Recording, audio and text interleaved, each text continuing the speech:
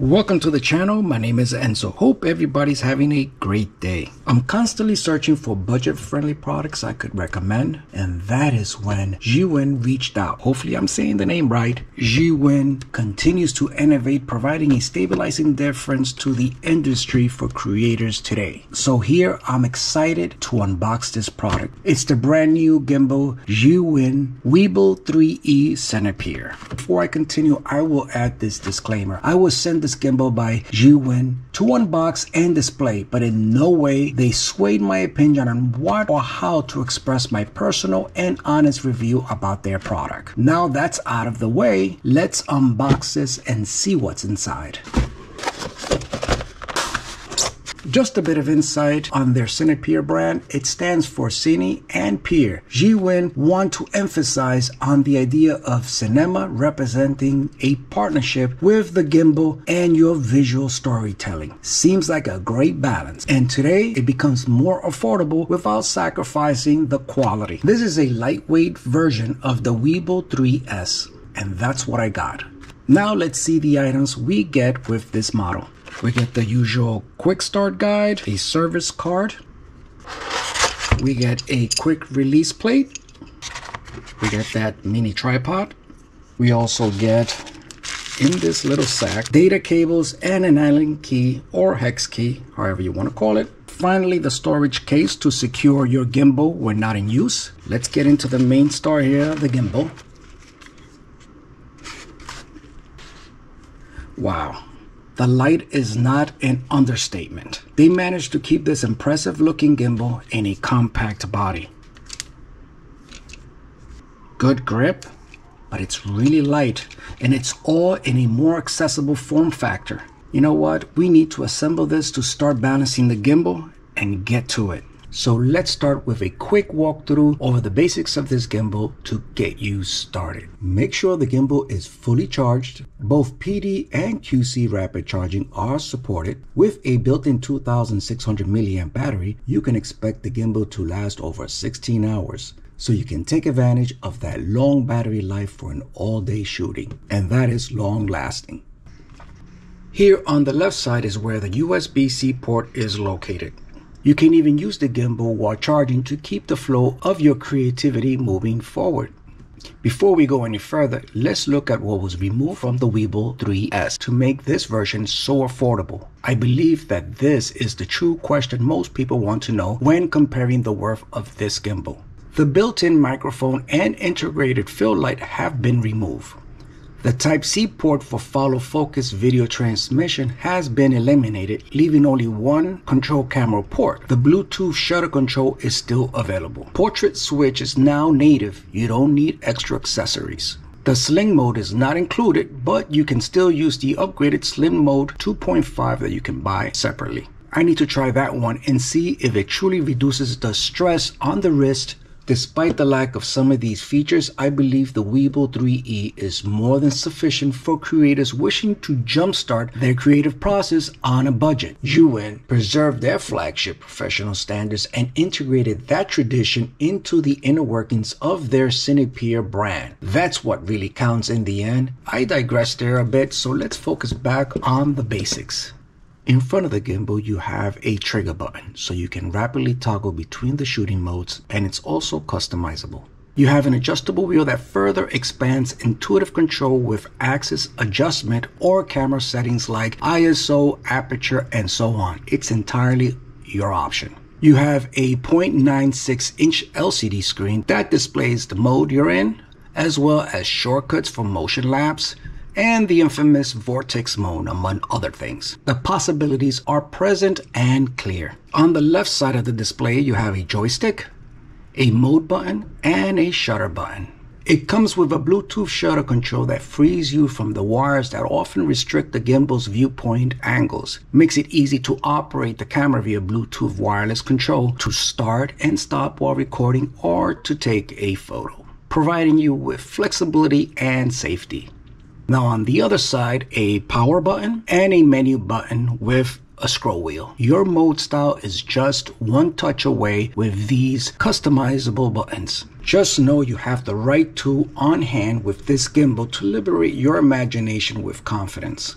especially at the price of $249, which is a great value. They currently have a limited time promotional offer of 10%. However, I'm also excited I could include an additional discount of 10% for you awesome creators.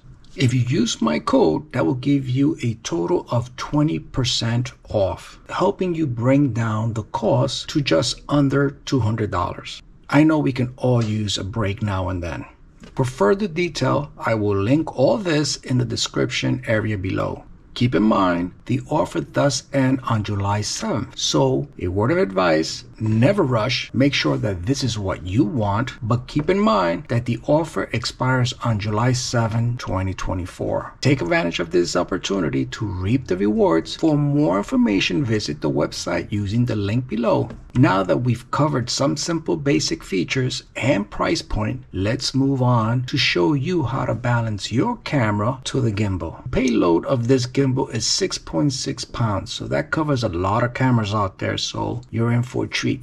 The stabilization algorithms have been improved, allowing the Weebill 3E to move the camera with buttery smoothness. Its powerful motors can easily handle the most advanced full-frame cameras. For this demonstration, I'll be using the Canon M50 with a mount adapter that allows me to use the 10 to 18mm wide-angle lens, weighing about 1 pound and 20 ounces. But the link down below will take you to the official website where you can see a list of cameras that this gimbal can load. Before placing your camera on the gimbal, it's important to note this is the point where you want to configure your camera the way you want to shoot, not while it's on the gimbal all set. If you're using a zoom lens, ND filters, including any attachments that will add weight, like for example a mic, a light, this needs to be done now. Also, don't forget this is the ideal moment to swivel the screen to face your preferred direction if so desired.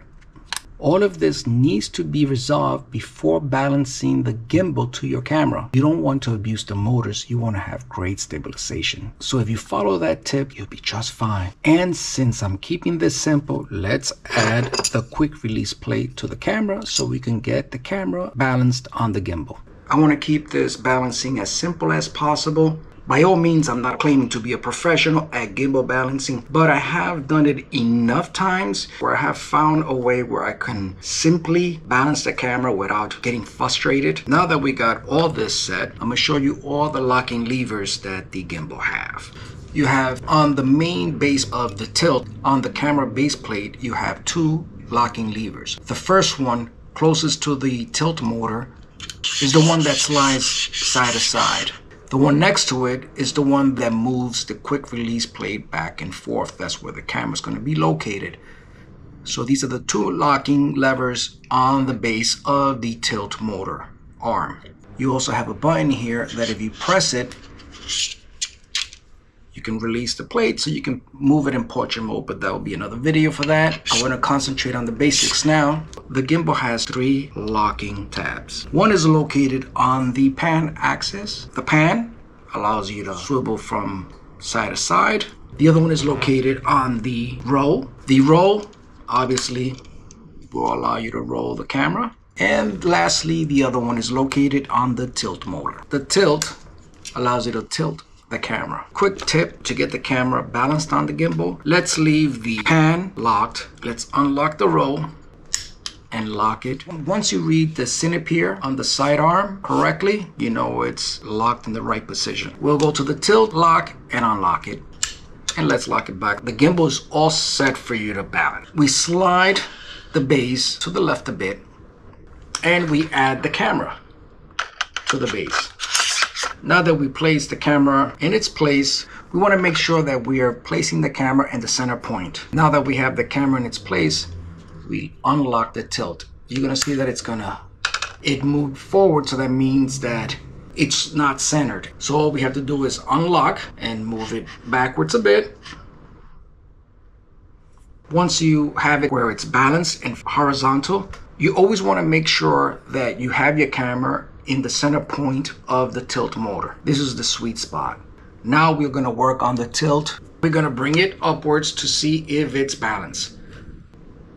Once you find your center, it's not going to always work this way, but once you find your center point, it's easier to balance your camera on the tilt axis. If, for example, the camera was not centered like it is now, then you raise or lower this lever. You unlock this lever and you bring it up or down. So you find that point of the tilt to the camera. So then your end result would be like this. Hope that helps. Now that we have the tilt set, what we do is we start with the roll now. You unlock the roll, but make sure you are close to your camera to hold it because it's gonna go lopsided. It's going to my right. So that means that I have to move the plate to the left side of the gimbal.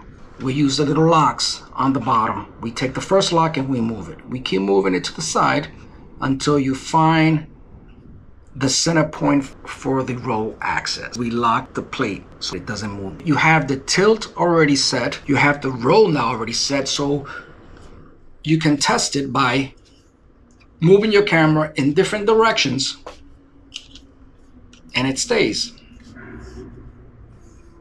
The tip is that you always find your center point. It's easy and you'll get used to it. After you do it many times, it's just going to be second nature when you're dealing with a gimbal like this. It's all balanced. Now we just have to deal with the pan. Just tilt the camera to the side. Oh, wow, I got lucky today. We tilt it to the side, it's not moving. All right, if it was tilting when you were moving side to side, you just unlock this lever. You unlock and then you move the pan motor back or forward. Once you got your camera the way you want it, you saw how quick this was, what you want to do is you want to turn on your gimbal. Once you turn it on, you want to make sure that you go to the settings. Where you see the motor, all you have to do is on the scroll wheel, you press it. Once you press the scroll wheel, you'll see that you have different options now on the motor menu. You want to go to auto so you can auto tune the gimbal so the motors are properly configured. And now it's doing its job. You're gonna see that it's gonna shake a bit, but it's just getting it all ready. Okay, it's done. Now you're ready to rock and roll.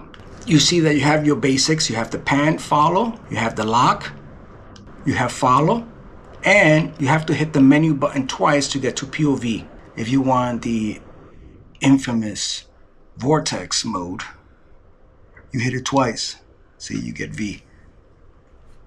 So your camera already positions itself, and then you have it. So now that we got the basics, remember follow, lock, you lock it in one direction.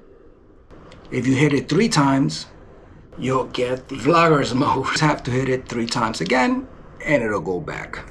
The price is definitely reasonable. I'm glad they got in contact with me because I'm always looking for budget-friendly products. This is definitely something worth considering if you're a beginner filmmaker. There is no reason for you not to give this a try. Make this part of your kit, but most importantly, go out and film something. Make your dreams happen. No one can stop you but you. Just like my other videos, I will put this gimbal through its paces, give you my pros and cons, so hope you stick around. Don't forget to give a like if the video was informative and hit that bell so you're notified of new video uploads. Hope you have a great day and thanks for watching.